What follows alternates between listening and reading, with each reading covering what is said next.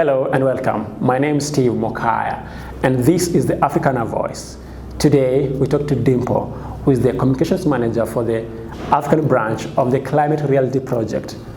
We will be discussing the space of Africa in the climate landscape in the globe and how Africa is contributing to the solutions of climate issues in the world. Stay tuned. So Dimpho, welcome so much. My name is Steve Mokaya. I'm editor and journalist for the Africana Voice. I'm happy to have you here. Please could you briefly tell us who you are and why you're here? Yeah, thank you, Steve. My name is Dimpho Lekgeu. I'm from South Africa, based in Johannesburg, where the Africa branch of the Climate Reality Project is based, and I'm the Communications Manager. I am here in Nairobi over the next few days. I've been here since Tuesday, I believe, because we are having our 59th official training as Climate Reality Project. It's the second stop in the reality tour that we launched earlier in the year to accelerate efforts for climate action. And so we're training about 700 leaders on all issues that pertain to climate action and ensuring that we mobilize, we organize, and we take action in the various ways that we can. All right. So as a communication manager, Yes. you're right? So what do you do and why is it necessary that you communicate? Sure. Yeah. So as communications manager, I primarily make sure that the work that we do at the African Climate Reality Project finds expression, especially in terms of external communications, which often has to do with our digital communications platforms. So we have 3 campaigns at ACRP. We look at public finance, which really speaks to putting pressure on public finance institutions to move away from investing in fossil fuels and finance a more sustainable future for Africa. We have a second campaign, which is policy and international cooperation, and that looks at how do we ensure that young people's voices are present in climate policy and decision making. And then our third campaign looks at building the movement and climate literacy. So how do we ensure that when we speak about climate change, we're not just assuming that everyone is on the same level and everyone knows what we're talking about, but it's very important to build the climate literacy levels on the continent so that people understand the depth and the scope of the challenge that we are faced with. And so it is then my job to make sure that we are communicating all of those efforts, the impact that comes from all of that work. But I think more importantly, that we're also using our platforms to share the stories and the great work that is done by our climate leaders. Climate leaders are young people, are activists, anyone who has attended a climate reality training in the past. And these are often people who come to the trainings having already had experience as climate activists, as advocates, right? And so these are people already doing some kind of great work in their own communities. And so we also make sure that we're able to give them a platform to share their stories. All right. Why is it necessary that you share these stories to the external? Yeah. I think, and I always say this, that storytelling is inherently African, right? Storytelling is the way in which we learn, we grow, we share information, but also we pass information down from one generation to another.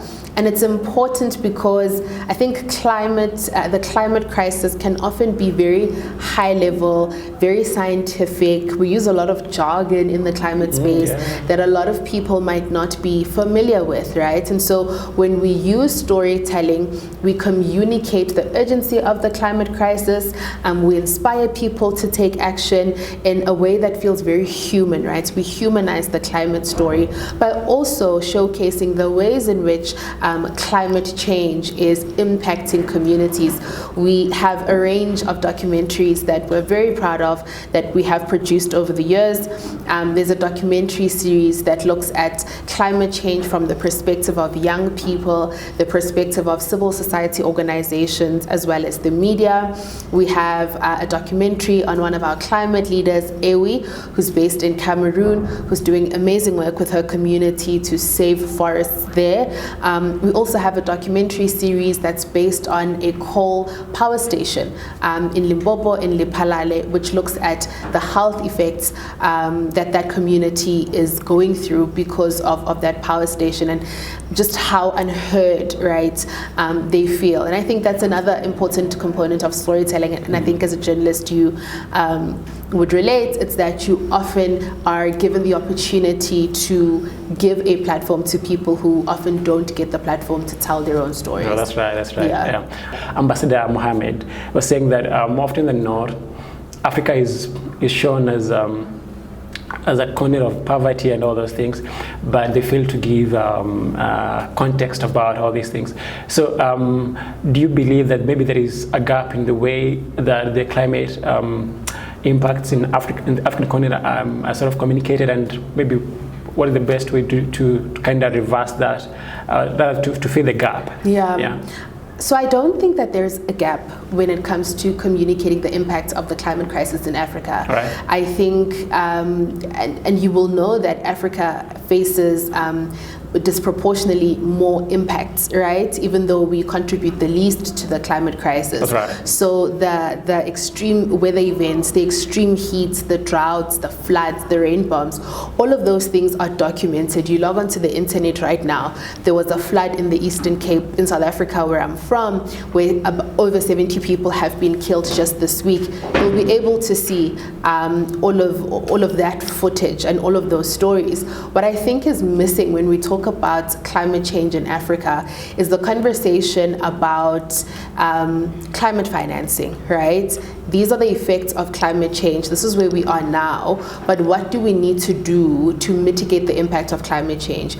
We need to be making sure that we're capacitating communities who are the most vulnerable, right? Because they do not have the resources to bounce back from the effects of climate change. How are we capacitating them? How are we resourcing them, right? How are we channeling climate finance in such a way that it is reaching those communities who need it the most? I think we need to have more conversations about that. I think we also need to have more conversations about the type of financing, right, that African countries get to deal with the climate change, right? We're receiving loans, but that's problematic, for example, because we know that loans mean that we need to pay it back. And so we often have to invest these loans, this climate finance, in profit-driven industries, and foregoing other sectors of our development, such as education and social development. And so Africa needs more grant financing to make sure that we're able to create a protective layer for African countries to deal with climate change. So I think that's how the conversation around Africa and climate really needs to shift. All right. Yeah. There's something that you've said that is very that has really caught my attention. That maybe more often than not, the people, the marginalized, the people who get most impacted by the extreme weather events and all these climate impacts, sometimes they don't get the climate financing doesn't reach them. So why do you think that this is the case? Sure. Yeah. I mean, I think that just speaks to the greater global finance architecture, right, that is quite exploitative and extractive. We know that the global financial architecture is not built to be equitable and to favor the most vulnerable. So I think it's no different when it comes to finance, but I think that's why the public finance work that we do at ACRP is so important. So in our public finance campaign, what we do is we put pressure on financial institutions to finance more sustainability in Africa, right? We recently actually had a campaign, and it's still going, that's called #DearNewPresident. As some people would know, the African Development Bank recently elected a new president. And that campaign was about calling on whoever takes on the seat, whoever was elected during the AFDB annuals, to accelerate, right? To accelerate the exclusion of fossil fuels. So to develop a fossil fuel exclusion policy at the AFDB to ensure that all of the funds that are present at the bank are actually being put towards financing a sustainable future for Africa, a future that is not just powered in terms of renewable energy, but a future that is also safe, right? That we're safeguarding people's health and people's well-being. But what we do in that campaign as well is education through a program called the Fair Finance School that we run as part of our partnership or our membership in the Fair Finance Coalition of Southern Africa. And this is a 2-day workshop that teaches climate activists and advocates how to engage with climate finance information, because it can often be so technical, so high level, and so intimidating, right? But you don't need to be someone who works at a bank or to be an economist to engage in climate finance content. You don't need to be someone who works at a bank to negotiate finance deals. So this is where we teach people, how do you as a climate activist negotiate finance deals that are fair, that are equitable, and that are transparent, and that actually work for your community, right? And I think the more we do that kind of work, I think the more we will see those finances, that climate finance flowing into the communities that need it the most, because we're capacitating climate activists and advocates to be watchdogs, essentially, by making sure that the climate financing that's needed is indeed going into the right hands. Wow, great. Do you think that corruption sometimes hinders this flow of climate financing from reaching the intended people? I think we always have to be wary and watchful when it comes to corruption, because it can always be an influence and it can always hinder money flows.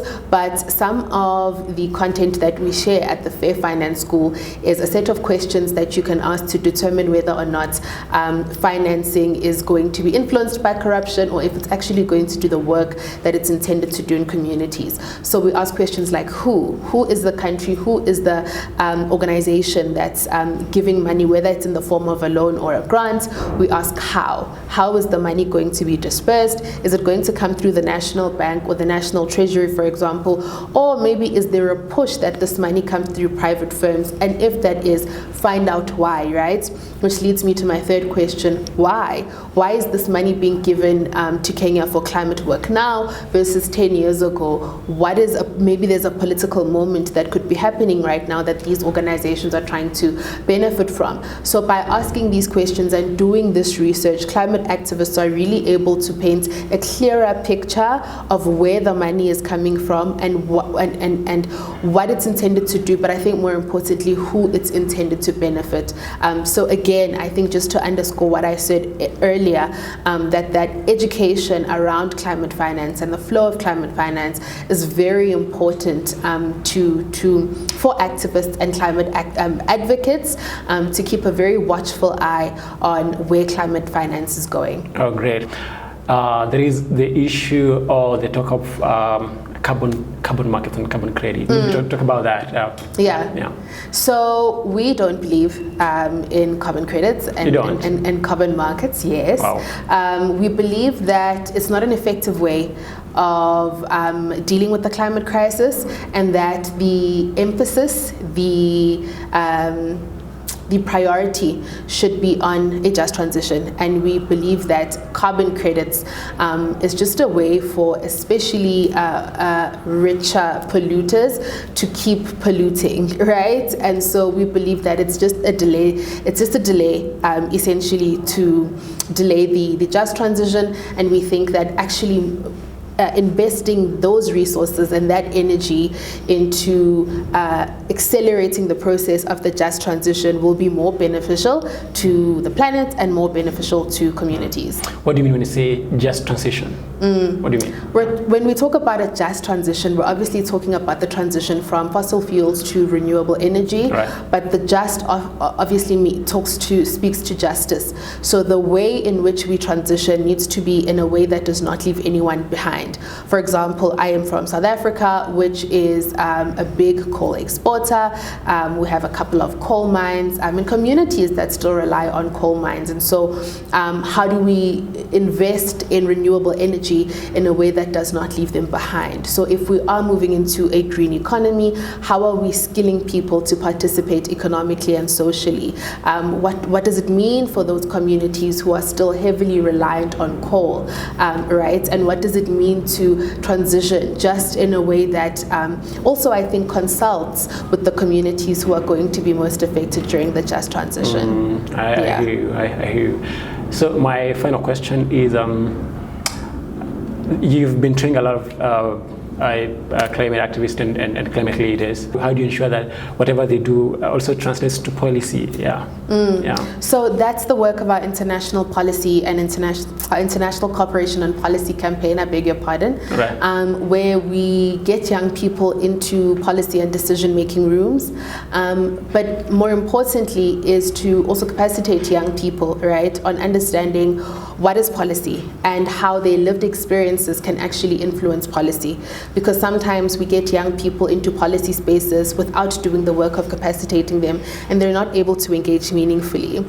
So one of the things we did as the Africa branch over the past 3 years, actually, we've been participating in ALCOI, Local Conference of the Youth, which is an initiative of the UNFCCC, to get young people and young youth perspectives to inform global climate policy. And so we've written a youth position last year on youth perspectives on the just transition that formed part of the official youth statement at COP29 that we also submitted to the Department of Environment in South Africa. We're also currently working on a series for ALCOI 2025 that we hope to get a youth statement from that will influence the official positions ahead of G20. And so we're really doing the capacitating and the educating work so that young people have the tools that they need to participate in policy, and actually then getting young people into those rooms by writing up these documents and these policy briefs that we then put forward. All right, thank you. Maybe your last word in 10 seconds. Yeah, the parting shot. Oh, my parting shot. I think I'll just echo the words of Mr. Al Gore, that we can, we must, and we will solve the climate crisis. I know that oftentimes we feel so despondent, especially when we look at what's happening around us. But all of our efforts collectively are having an impact, will continue to have an impact, and we just need to lean on each other and do the work together. All right. Oh, great. Thank you so much. Thank you, Steve. Thank you for having me. Yeah. Thank you. Welcome.